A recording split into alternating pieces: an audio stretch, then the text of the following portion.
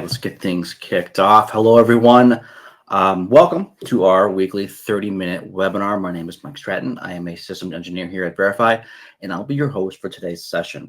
Today, we're joined once again by Mr. John Deline, a super knowledgeable fellow SE. How are you doing today, John? Quite well, Mike. Thanks for asking. It's a beautiful sunny day where I'm at, and looking forward to being outside later today. Good.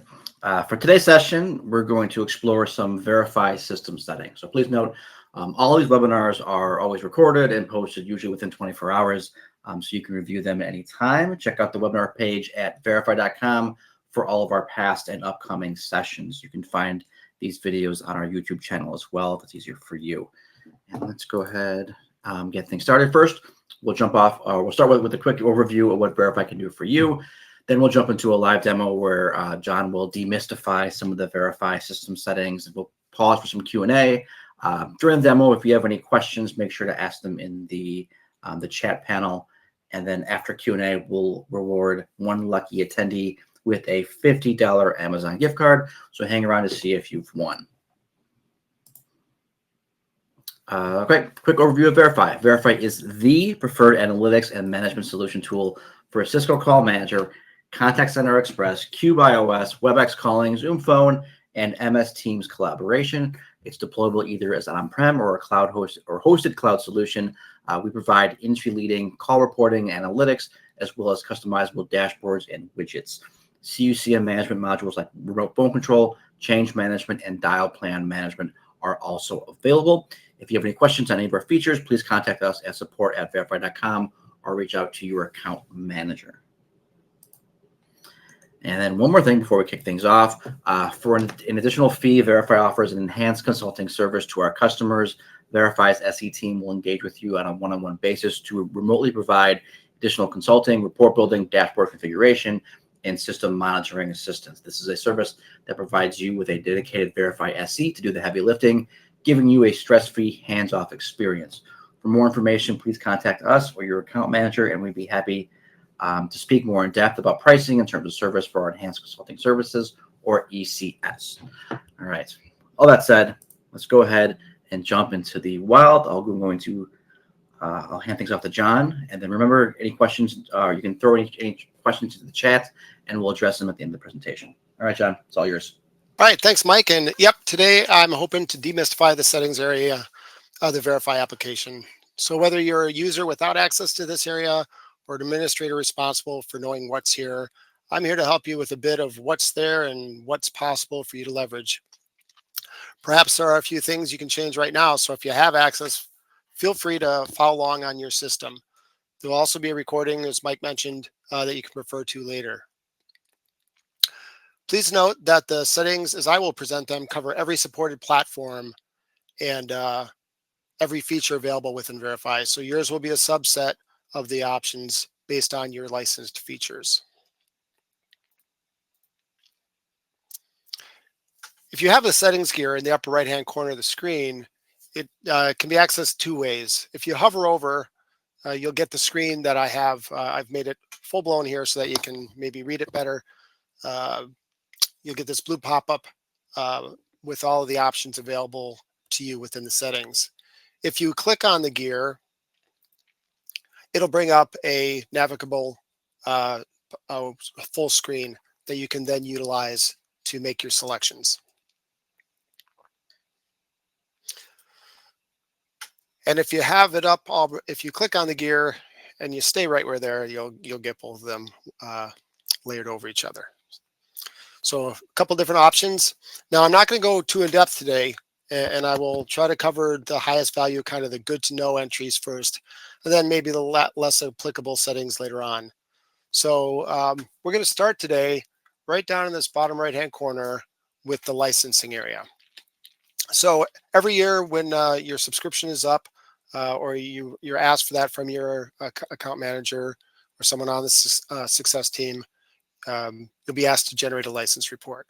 So to do that, within the settings, we go down in the license area and click on the Verify License Report, and it's super straightforward. Most everyone will just have one enterprise. If you have multiples, then you could do it individually or collectively. but it's easy enough just to click on the All Enterprise, generate the report, and you'll get something that looks like this, where it'll list out the licensed features that you have and some important information for the licensing, including user counts and cluster identifiers and so forth. Now, also within the license area is the ability to update license. So this is, if you get a license via email and you're logged in the system, you can simply come in here, choose the file. It's just a typical navigation where you go out, upload the file, and you're done. So that's really easy to find. And you can also at any time view your license info. You can just go in and get an idea of, you see when your expiration is, what edition you're licensed for, and then some other information about what products and features you have licensing for. And the last option here under licenses is maybe one that some people don't know about, but it's really good to know that you can get notifications based on expiration of your licensing, license overages. If you're, adding users to any platform, you can get notified. And you can also set thresholds to be notified when you're getting close. So they all are very easy to set up. You just turn the schedule on, say what time you want to get it, and then select an email recipient. And if you don't have any email recipients in the dropdown that are valid, I'll be covering that in just a little while. So that's for the expiring license overages, super similar. There's one additional option here for allowing Variphy to be notified. And this would be great to have toggled on so that we can be proactive on your behalf to contact you if we get a notification that you've gone over your license and are, in the grace period before you'll get locked out of the system. And the last one is a license thresholds.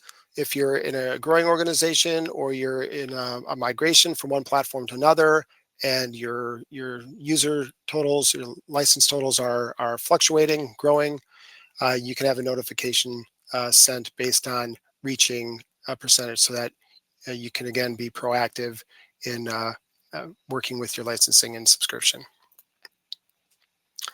So that does it for the licensing area. And I'm going to go ahead and jump to the left here to the appearance area. And this is another area of the system where there's a lot more, I don't know, I just really love to see when people utilize this by setting up logos and reporting colors and fonts and stuff to personalize the system based on their desired setup, or maybe to match their corporate. So here in the logos, you can set a system-wide logo that defaults to our Variphy logo, and it's real easy. It's just select the edit. You can browse out, select a JPEG or PNG file. We suggest that you stay within a certain aspect ratio, size and aspect ratio, so that it'll render the best on the reports. And that's all there is to it. You can do it for addition. If you're licensed for different platforms, you can have a one specific to your call manager clusters, UCCX, WebEx, or any of the platforms that you're licensed for.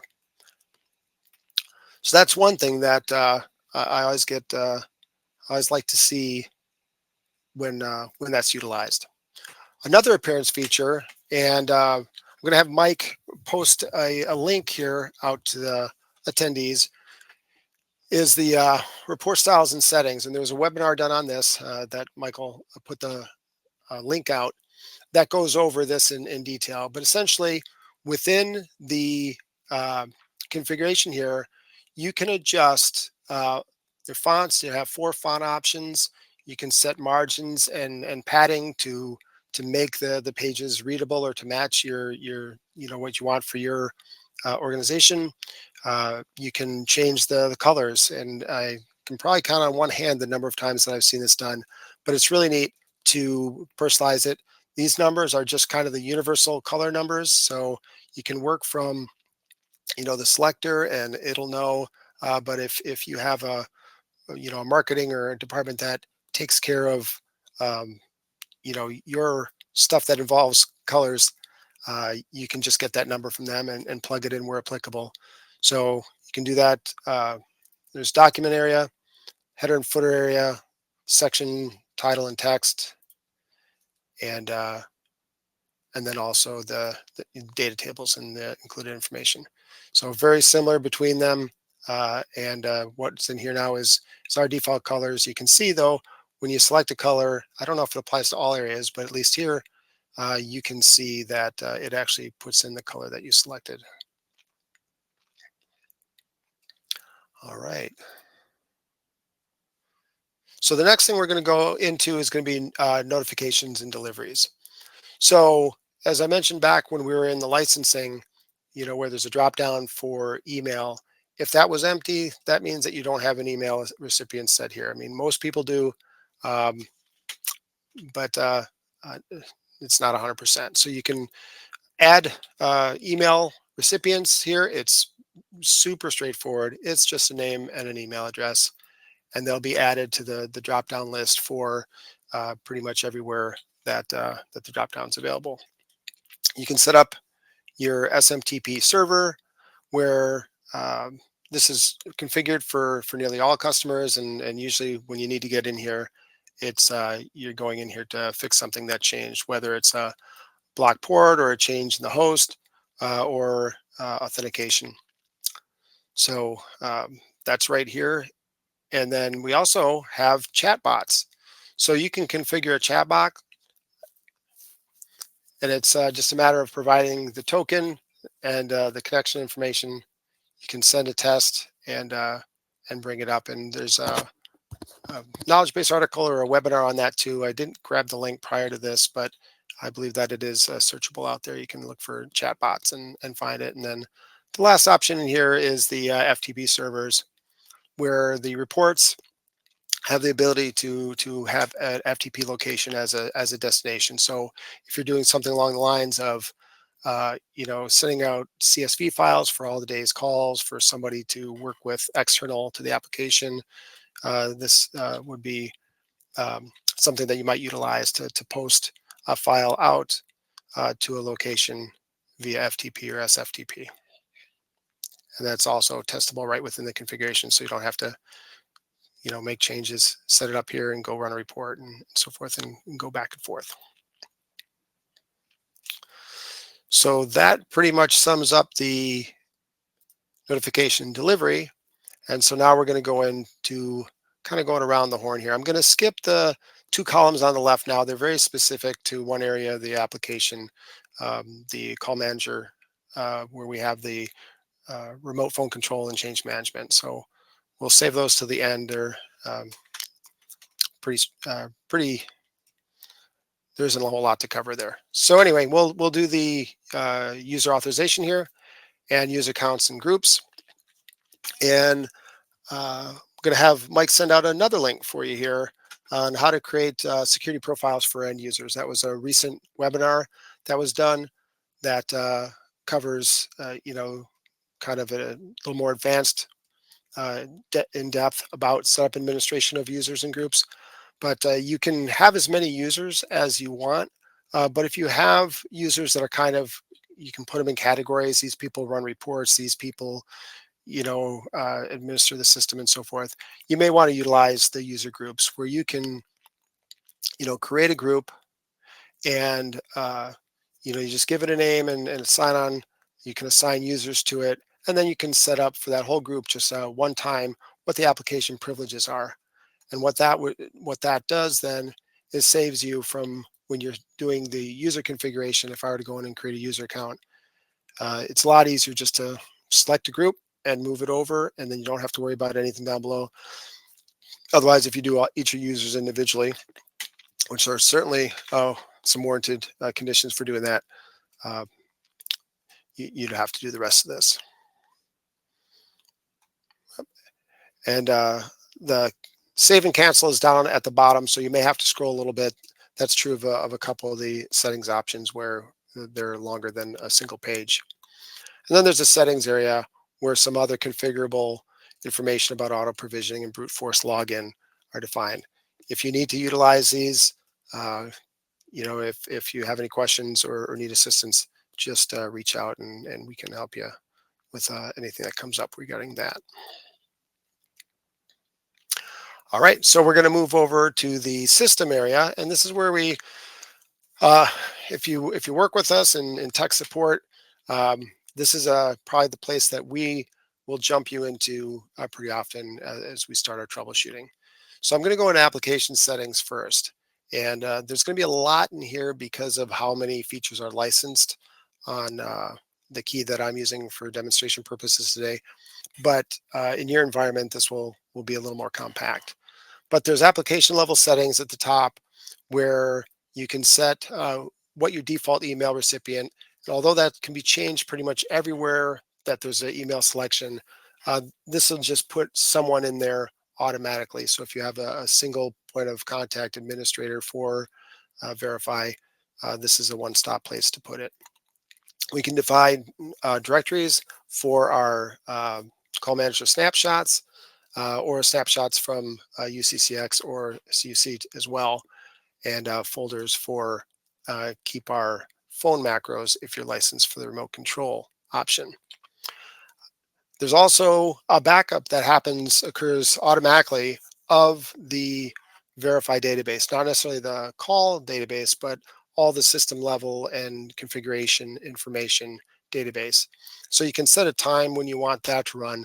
There's also a repeat option here, and you can have it run at different hour intervals. But one thing you'll want to keep in mind if you utilize this is it just keeps 7. So if you do it every hour, you just have 7 hours. If you did 12 hours, you'd have 3.5 days. But by doing not having it on repeat, you'll just get the 1 per day. There's automatic purge of old audit logs, which are part of the change management option. And then the location, and we've had this come up before, where do I set the application widget message? And this is the spot. So within the dashboards, there are widget-based or dashboard-based messaging that can be defined, an application widget or a system-wide. And this is where the system-wide would be set up. So this would appear on any dashboard that had the system-wide application widget. There's CDR processing options here, where we set our some of our kind of set it and forget it kind of things generally, but we jump in here a lot if things aren't, let's say you don't have as much raw data as you thought, or disk space becomes a consideration, or really anything around the processing settings. This is where that can be modified. Another place where if there's errors in processing, sometimes things change in the data structure that we receive, and you can be notified of that. You can choose that default person if there's just one, or you can select if you have a separation between who's responsible for, say, the reporting side of the system and who's responsible for the back end of it. A couple other options here for computing the start to finish or cradle to grave, where you can set it kind of an hourly or the hours to go in and do a sweep through the past 4 hours or more of data. It defaults to 4 hours. It's kind of loosely based on the long call durations, how long you expect. But when you run a report that includes cradle to grave, it does go out and do the calculations at the time of the report run. And Mike, you can correct me if I'm off base on that. So there's some settings here for if there's errors sending reports, if your SMTP changes. It's a good idea that you're notified and that you don't have to wait for those report consumers to reach out to you and say, hey, where's my report? So another good option to turn on here. There's a couple kind of obscure things in here now with differentiating some of the conditions within the queries that are built when you set up criteria. We can provide more information on that if you're interested, but it's just the way that it strings together the criteria. Cradle to grave, where the system does sweeps through the data set to look for related calls, and it can look for relations all the way up to 5 layers deep. And you can reduce that if you want. It'll, the report generation time will increase a little bit with that being set higher. And if you don't like the out of the box labeling of cradle to grave, this is where you can change it, set to whatever you want, and that'll cascade throughout the system, with the only exception being the entry above it. Concurrent reports, this had become configurable, so you can set how many reports can run at the same time. If you have 20 reports set to run at midnight, they'd kick off in batches of 3, and when one completes, the next one would start. Those would most likely show in your repository as pending rather than generating or completed. Call history settings. So by default, each of the platforms has a default for the call history lookup. So if I went over to the call history lookup here, see I'm defaulted here to call scenario types. And I think that's a different IP that I'm on for that one. But you can define these, and I'm very fond of the call scenario types, where you can kind of control what the initial landing point is for a history search for your system. That is, of course, modifiable by any user. They can go into their My Account and change where their history default lookup, and can save a couple clicks for sure. History and repository settings. This is pretty self-evident here that we have to have our host. This is going to usually match, unless we have multiple servers, match the server that we're in, where we set the root of that directory, and then the max disk usage. So this is important to note that in the repository, it doesn't go by date. It goes by the size, accumulated size of the files.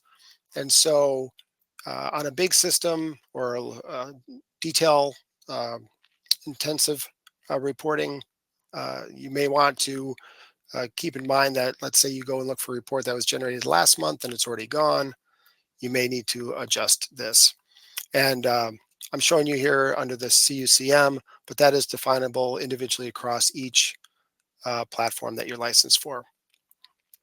The disk usage alerts, I would recommend not even turning those on, because it does, at the end of every day, it does run through and clean itself up and get down below its one, in this case, 1 gigabyte or whatever you have that set to. So it'll take care of itself overnight. We'll go down through the supported platforms here. And then we have our dashboard widget settings. There's a global one for the allowed number of widgets per dashboard. You can go up past 25, but it's not going to work. 25 is the maximum, and you can lower that to adjust the system-wide availability of that, and kind of control how much scrolling your users have to do if they're big into dashboards. And as always, you can create as many dashboards as you need. So switching between dashboards is sometimes a better option than just having more and more widgets. So there's information here about rolling, the cache period for the widgets. For performance purposes, the widget cache, stick with that memory, unless you're seeing something that you want to try seeing if it is affected by the file system. But generally, we'd get involved here if something like this needed to be changed. Timeout limits on idle widgets. You can apply a value there across each of the platforms. And we're going to go down to the bottom here. And this is maybe the most important thing, save the most important for last year, is the hard disk management. So we do occasionally run into systems running out of disk space on the volume. And the 2 gig, I believe, is the default, and that's not always enough. So we may want to make a change there, so that if you're a large system, raising that to 5 or even 10, and then setting up an alert so that you're notified if your disk usage goes below that. All right, we're going to move along here. Subsets are utilized in remote phone control and as-built reporting. So I won't go, but they can also be modified through those other. Actually, this is where they get set up, and they can be applied in the other two areas. Database servers. This is another place that we'll sometimes ask you to check so that we know what a database platform we're using and whether it's local or remote to the Variphy system. And enterprises, not highly utilized, but if you had the desire to have multiple enterprises to separate platforms or separate your clusters into enterprises, you can do that readily enough right there. Network translation tables are available. Again, I haven't seen these used very often, but you can set up translations for your outbound IPs. Phone macros I won't touch on. That's all part of the remote phone control, but it is available there. It's also available in the module rate tables. I'm going to have Mike send another link. And so we don't ever get costing from the CDR data or from the feeds. And so we can create costing or call type categorizing. And there's a webinar, more than one webinar on that, but Mike's going to provide one of the links that you can go in and set up a rate table, which is more like a call type table in most instances. The last option here is the server platform. This is one that we send people into all the time because it tells us what operating system we're on, our core, our Java release information, and then you probably all, if you've called in for any sort of performance, this committed total heap memory is an important thing to check. If you're experiencing issues with your reports and your committed is the same as your max, probably time for us to have a call and see what's going on and maybe consider adding additional memory or resource, which sometimes can even include additional processors. And then we have this disk space that you can see what the usable is. And that's another big reason why we send people in here. So under the platforms, for every one of the platforms that you're licensed for, we have set up an administration where you set up your connection information under the manage, the processing. This is a good place to look. We're disabled here in our labs, but if you see anything in here other than green enabled, it probably means something's up that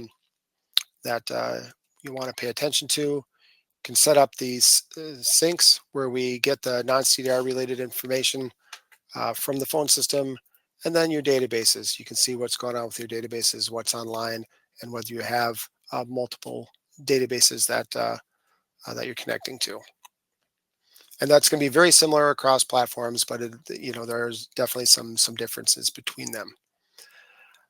So then over on the left here, these two columns, if you're not licensed for the as-built reports or the change management, these won't be there, but they're valuable if you just like to, rather than navigating through the modules and trying to find the various areas there, hovering over and just jumping right into the as-built for your Cisco call managers or your comparisons or scheduling for one of the platforms. All right, so we're at time. I can try to pick up the pace there, Mike. And do we have any questions? Anything come in that we can address here in a minute or so? Let me check. No, nothing in the chat. No questions, no answers needed. I think you did a great job. Did I skip anything? I spent quite a bit of time in application settings there, and that's important stuff. Yeah, there's a lot in here, and hopefully been able to make people aware of what's here so that they can better administer and tailor their system to exactly their needs and maybe do a little troubleshooting. Yeah, everything's great. Yeah, I sent up the links. Hopefully everyone saw them. Yeah, I think we're good. All right. I'll stop the share. All right, you should be seeing my screen again. All right. No, last time. Scott said looks like he needs to upgrade it. The app version. Some of my windows are different. Yeah. A current release, Scott, is 16.1.1. So if you're looking to upgrade, you can download the upgrade latest release from our webpage. If you need help with the upgrade, if you've never done it before, just shoot us an email at support@Variphy, and then we'll walk you through the steps to get you upgraded. Should only take 10 minutes tops. Just make sure you take a snapshot before running the update. So thank you, everyone, for attending today's webinar. We appreciate you taking time out of your busy schedule to hang out with us. Our next session will be not next week. We're off, but we're not having one next week because of the 4th of July holiday. We'll be back with a webinar week after on July 10th, where Jim and Matt will show you how to get started with Cube Analytics. Thank you, everyone, and have a great rest of your week, and we'll see you next time. Yep. Thanks, everyone.